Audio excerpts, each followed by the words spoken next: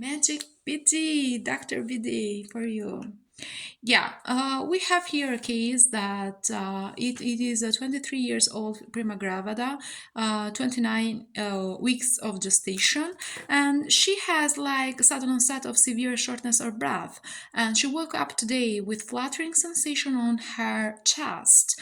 And these are progressed to like dyspnea, dry cough, and inability to lie down. Exercise intolerance and tiredness she attributes to her pregnancy, and after that she thinks she has a medical history of sore throat when she has done for that tonsillectomy as a child, and she's a non-smoker. The patient's lifestyle is sedentary. She's immigrated to the USA from India 5 years ago, and her blood pressure was 110 over 60 millimeter of mercury, and the pulse is 144 for minutes. The patient is uncomfortable here, but EKG shows a fibrillation with rapid ventricular response here, which is the most likely diagnosis. How do you think about that? I think that is the mitral stenosis here, because the clinical presentation, she has the progressive dyspnea. What else she has? So progressive dyspnea, one thing. Second thing, orthopnea. And third thing is the cough.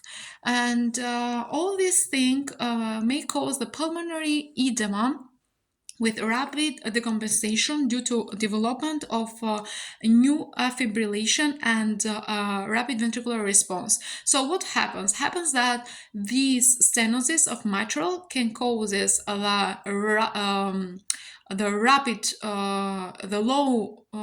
rapid ventricular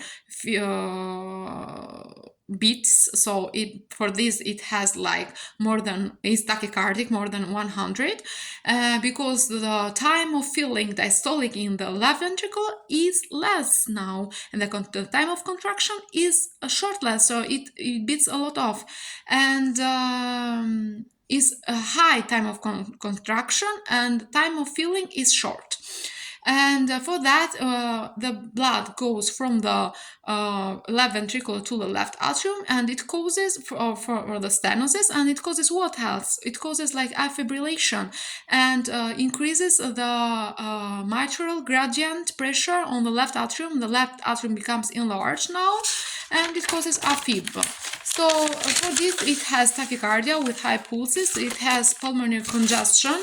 It can cause pulmonary congestion, so pulmonary edema, and the symptoms of fatigue and exercise intolerance and dyspnea, she can attribute to maybe to the other not to the disease, because to the pregnancy. So why you do think that this aortic insufficiency is not? Because it must it is less common than mitral stenosis of childbearing, of a female of childbearing age, for that.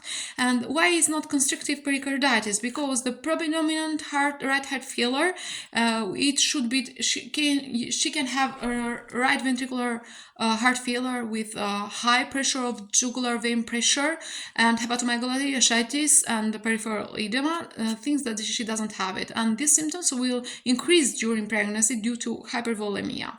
Symptoms exacerbated during pregnancy due to high blood volume and to hypervolemia, as we said before.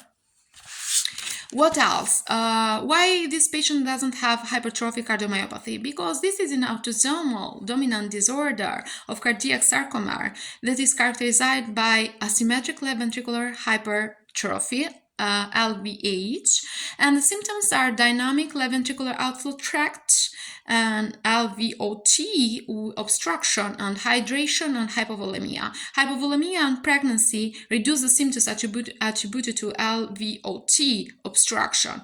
So this cannot be. The myocardial infarction, the patient has not the risk factors like CAD, so cardiac coronary artery disease, and the EKG shows no changes, ischemic changes. The peripartum cardiomyopathy, why not? Because this can be a rapid onset of heart failure with fatigue, dyspnea, cough, and pedal edema, and it occurs more than 36 age of gestation, but she is 29, so she cannot get that. For that, she has she's in like from India. She get the rheumatic mitral disease. For that, she has a stenosis on this valve that causes all these problems. And wish her new good health and have a nice time. Keep safe.